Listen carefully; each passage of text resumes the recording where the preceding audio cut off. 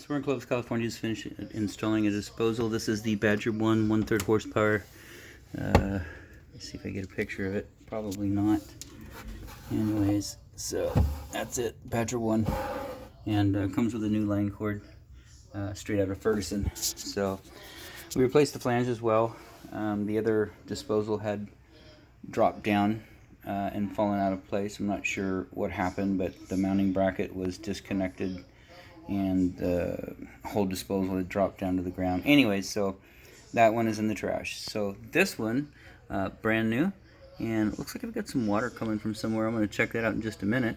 Not from the disposal, but it looks like from their plumbing. So we'll check that out and see if there's something we can do for them. But anyway, so that's our disposal. Look up here just for a sec.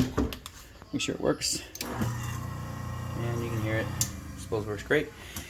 And we got some piping down here that's leaking, so we'll see if we can get that tightened up and do what we can to resolve that issue for them. Outside of that, this installation is done.